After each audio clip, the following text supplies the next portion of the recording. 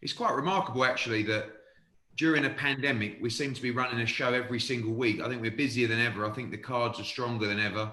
And I think the run-in till the end of the year is definitely the strongest I think we've seen for many, many years. Of course, just coming off the back of Conor Benn, and the week before that, history-making card with Katie Taylor.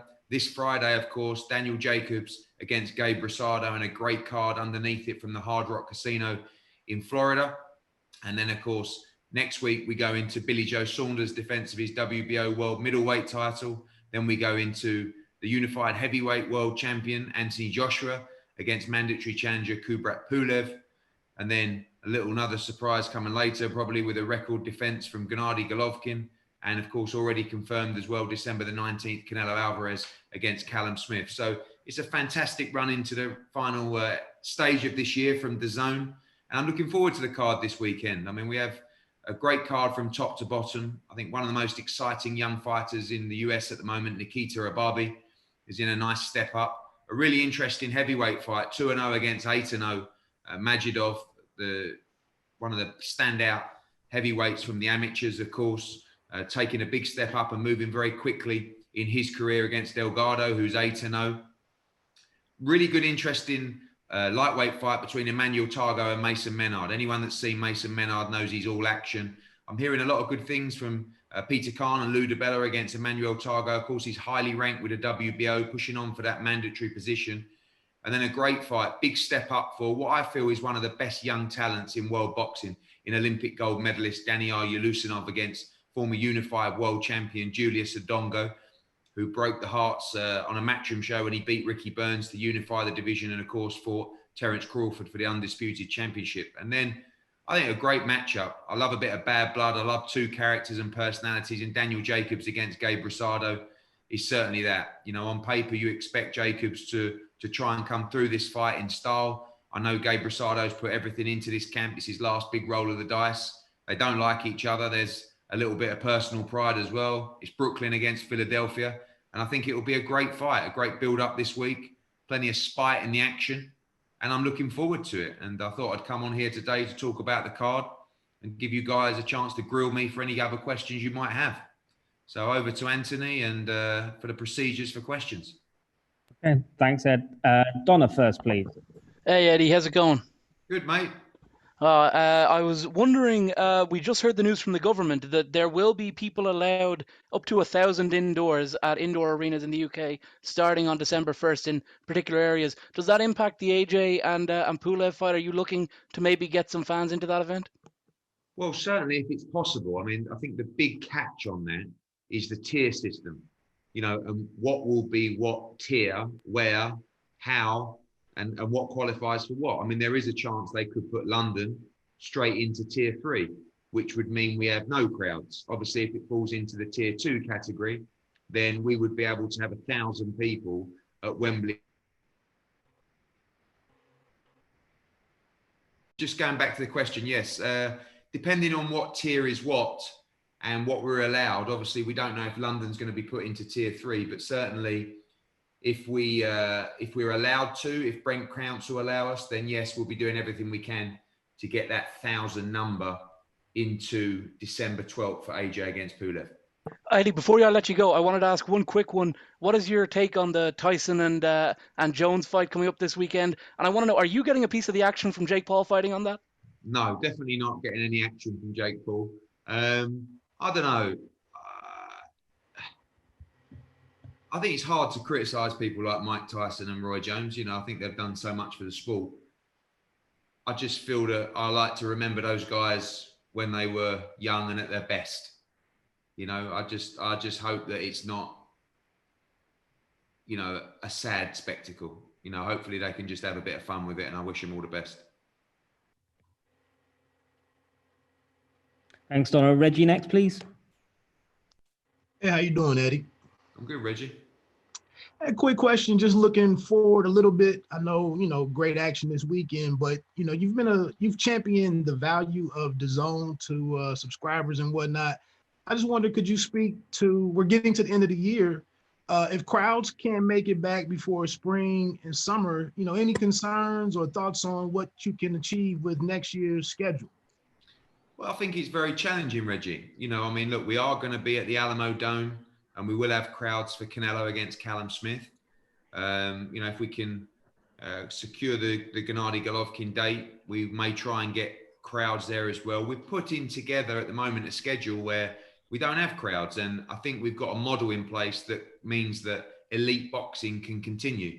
I mean, if you look at that sort of 1 month period of schedule on DAZN, obviously you have Jacobs Rosado this weekend, but December 4th you have Billy Joe Saunders, December 12th you have Anthony Joshua, December 18th hopefully Gennady Golovkin against Zerameta, December 19th Canelo against Callum-Smith, January the 2nd Ryan Garcia against Luke Campbell. I mean, that's a hell of a lot of action, for obviously an annual subscription of less than $100 or even a monthly subscription of $19.99. I think you guys are having to shell out another $75 for Errol Spence against Danny Garcia.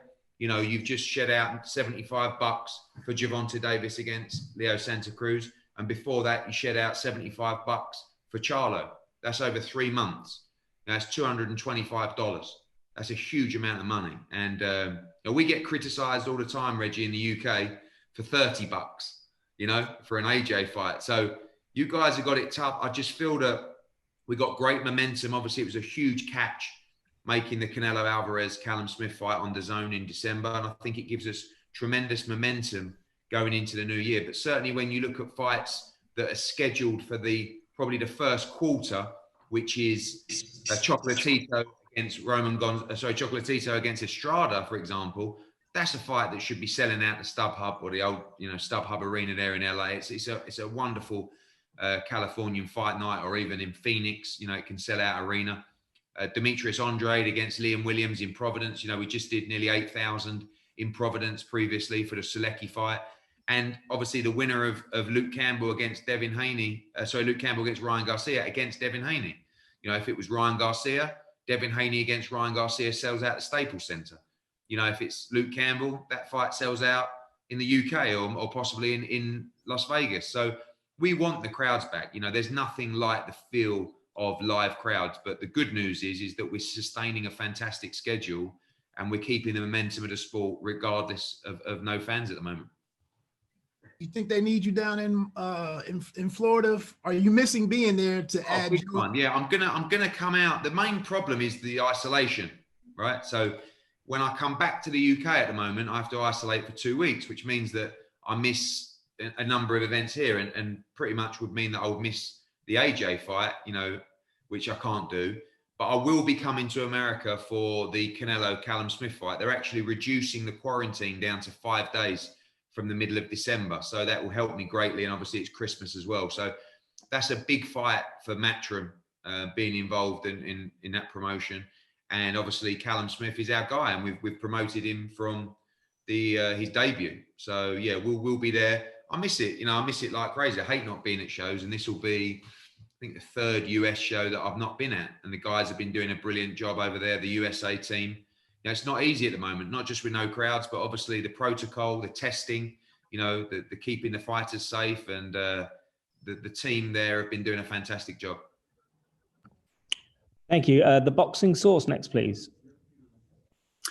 Yes, there, Eddie. Following up on these questions, how has it been going from, fight camp over the summer to booking these fights at these venues with no crowds and, working with people there within Metro Boxing USA? Like, have you gotten used to it? And how has it been as far as not having fans in these venues?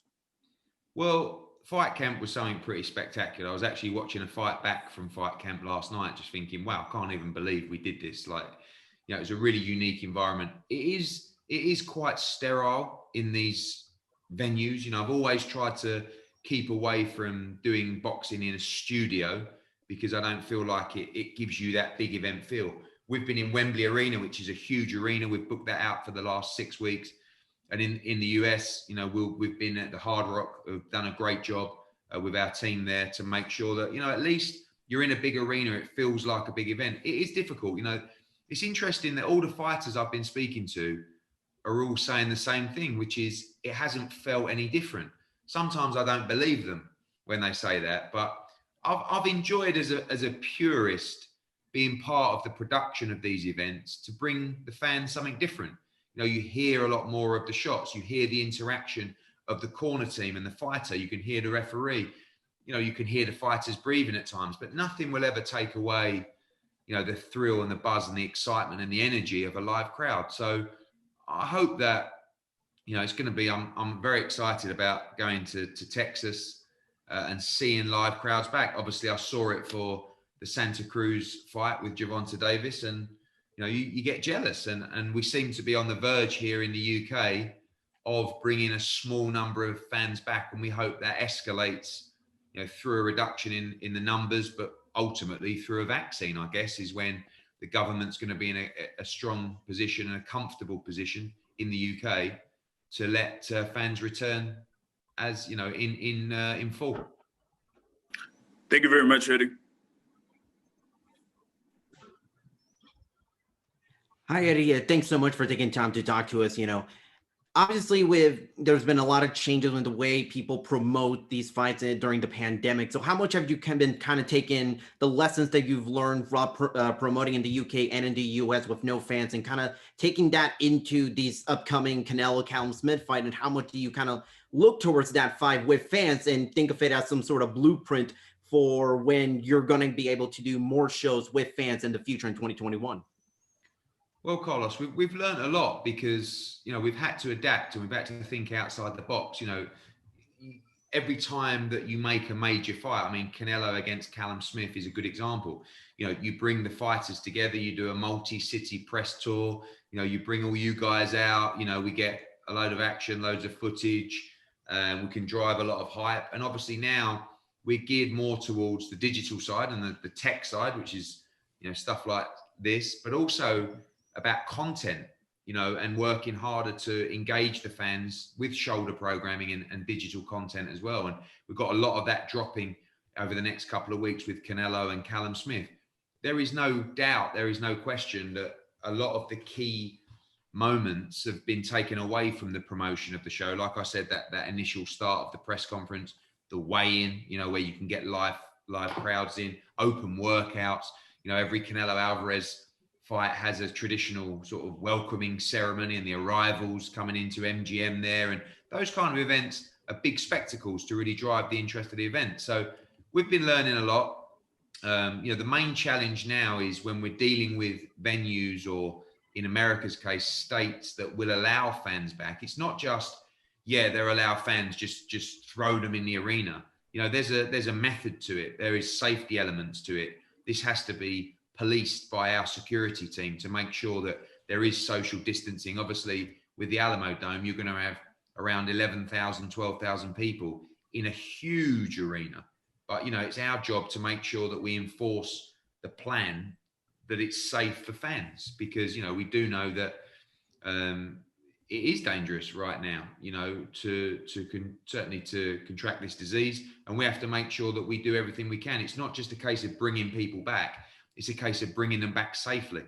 And that's what we're working hard to do with the states and the commissions as well. But it is important to start making those moves to bring fans back, because I don't think that there is sustainability for everyone in the sport without fans, you know, especially the smaller hall shows.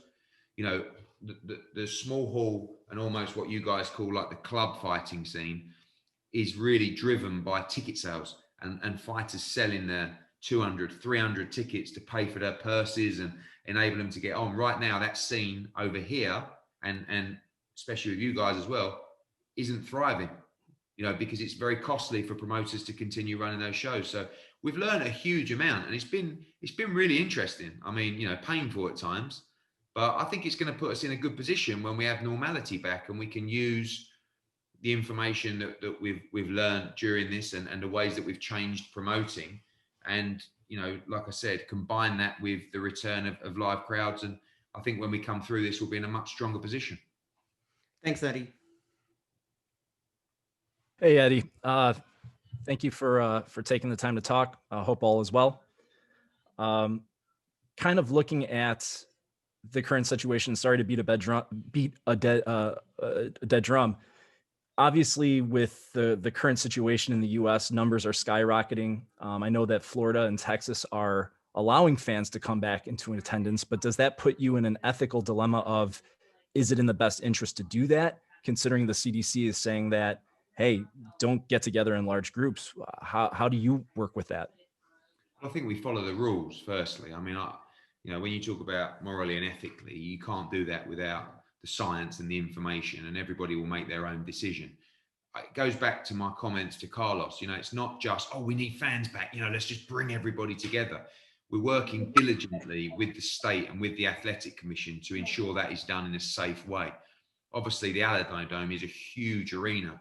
One thing I think that you saw too much of and this is putting pressure on myself and my team in the Santa Cruz fight, was everyone came together. There needs to be a stricter policy in place where we will be presenting to the state and the commission and our security team. We're in conflict right now, but hopefully by the time we're done, we can get it for Okay. Yes, why not, right? Right. Thank He's you. gonna be sitting right there. All right. Thank you, man. Jose, turn your phone off, mate. Come on, get it on mute.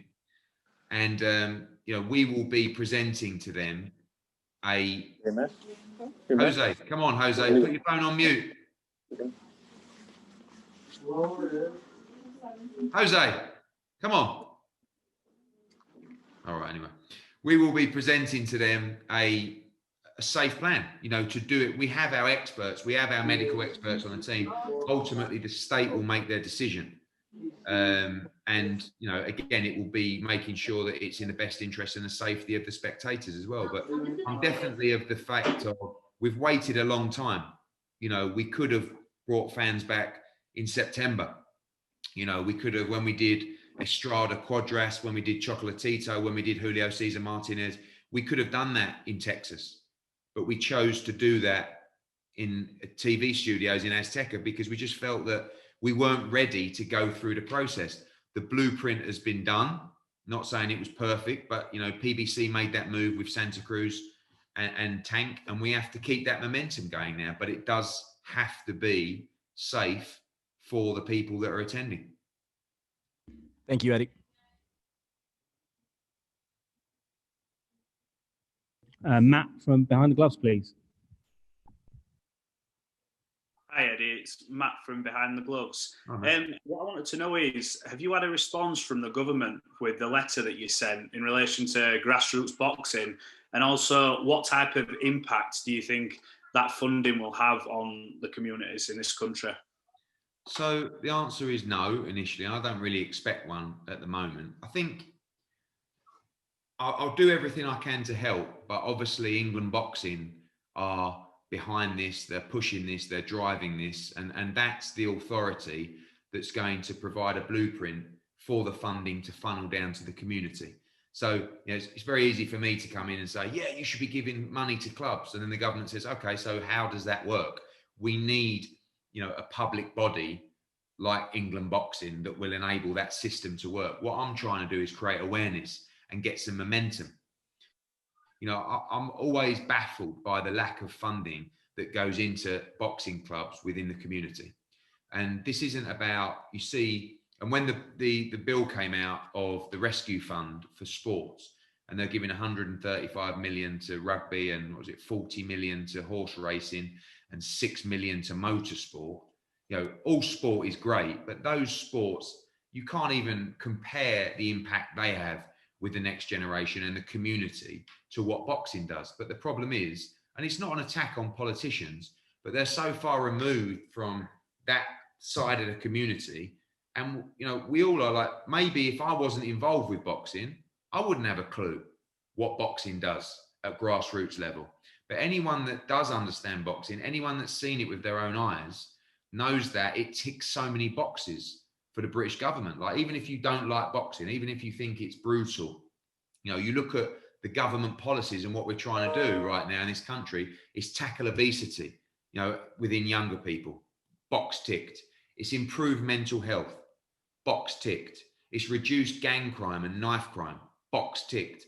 But more importantly, it instills discipline, manners, respect into that younger generation. So this is much deeper than sport. This is trying to improve our country. So I feel that if people understood, if people went, if people spoke to people, if people saw it with their own eyes, there is no way you couldn't provide funding for boxing clubs in the community. But the frustrating thing is, you know, these guys, they don't understand and they don't visit and they don't know.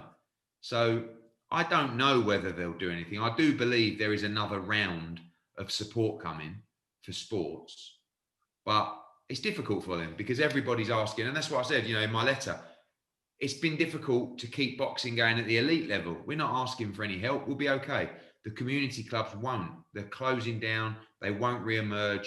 You know, we're all creatures of habit, right? If you're a young kid and you've been going boxing every week for the last 3 years, and then all of a sudden you don't go for 8 months, you fade away, you know? So it's really important to not just bring this sport back, but make sure these clubs can have the opportunity to keep thriving and keep doing a remarkable job in the community, because they all really do serve a very special purpose. Brilliant. Thanks, Eddie. Hey, Eddie, how you doing? Hey, Danny. It's Daniel Dubois, Joe-Joyce on Saturday, the night after your show. I just wanted to get A prediction from you, and B, where does the winner sit in that long queue to face AJ? Firstly, it's a good fight. I mean, you know, and an interesting fight. I think that the problem is with Joe-Joyce is you watch Joe-Joyce and you say he's absolutely terrible, right? But obviously he's not. He's extremely fit. He's extremely durable. But I keep going back to the fact that he gets hit a lot, you know, and he got hurt badly to the body by Bryant Jennings, you know, in the opening stage of that fight. And Daniel Dubois clearly hits very hard. So I think Joe's got to be careful in the early stages of the fight. They're both, certainly Dubois is a complete novice, really, in the heavyweight division. And Joe is as well, but Joe is obviously more experienced, especially through his experience of the WSB. So I guess like the sensible thing is Dubois early or Joyce to weather the storm and, you know, not expose him, because I think Dubois can fight, but, you know, just sort of outlast him, if you like. There is the sort of comparison between Dubois and maybe an early AJ, where they're strong and muscular, and in time, as AJ has done, he's learned that actually it's better to be a little leaner and, you know, concentrate on your boxing more than just your strength. I think if you ask me to have a bet, I think I back Dubois for stoppage within 6 rounds. But I wouldn't be surprised if Joyce can weather that early storm. But he's got to be careful because all these guys can punch, and Dubois can definitely punch. So Joe, you saw even against, who was it for? Wallach, you know, in his last fight, and he got hit a lot in that fight. So I'm not sure. It's an interesting fight. In terms of where they sit, I mean, the winner will be British and European champion. And I think that's about right with the level they're at the moment. I think both can go on and be world champion contenders, but they've definitely got a few more wins to rack on the resume to start fighting for world titles. Although, you know, the winner could end up fighting Usyk for a vacant world title. So interested to see what happens in that one on Saturday. Thanks, Eddie. Thanks, Danny. YSM Sports next, but let's keep these next 3 brief and quick if we can, as Eddie can then introduce Danny Jacobs. Eddie, how's it going? Good, thank you. Yeah, you tried to negotiate Canelo-Smith versus Canelo in previous years. You were unsuccessful. Why was it so easy to make now? Well, easy is the wrong word. It was definitely one of the hardest deals I've ever had to put together because, you know, firstly, we're in the middle of a pandemic, you know, and the revenue from the gate just isn't there. So that makes it very hard straight away. Then you had obviously the legal situation with Canelo and Golden Boy and DAZN, and the separation of those 3 entities. So my plan and my strategy was to, you know, first and foremost, make the fight for my guy who, you know, we've had since his professional debut. He's become the world champion, the Ring Magazine champion. I wanted to give him a career-defining fight, a legacy fight, and the one is Canelo Alvarez. And, you know, I needed to try and also, if I could make that happen and bring Canelo back to DAZN, it would be a huge statement. It would be huge for the platform. It would be huge for Callum-Smith. It would be huge for boxing to bring arguably the biggest name in the sport back into action at the back end of the year. So it was really difficult, really difficult. And there was plenty of times where I just thought, this isn't going to happen. This isn't going to happen. And we hung in there. And, you know, Canelo's going to make his own decisions, as a lot of these big stars do. And when he put out the social media post to say that he's going to be announcing his opponent at 6 p.m. Eastern time, we sort of all spoke to each other and said, well, we hope that's us.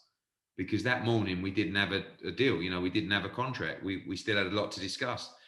But it was obviously a good move by Canelo, because we moved very quickly to get it over the line. And we actually completed the deal and signed the contracts 10 minutes before the announcement. So I'm really, really pleased with that. You know, it's we've been looking for a major fight for Matchroom to stage for a long time in the US. And, you know, I can't lie, it's been more difficult than I thought it would be. And I still feel like we've done a great job. And I still feel like DAZN has hands down the best schedule in US boxing. But this is a major, major, major, major coup. Major coup.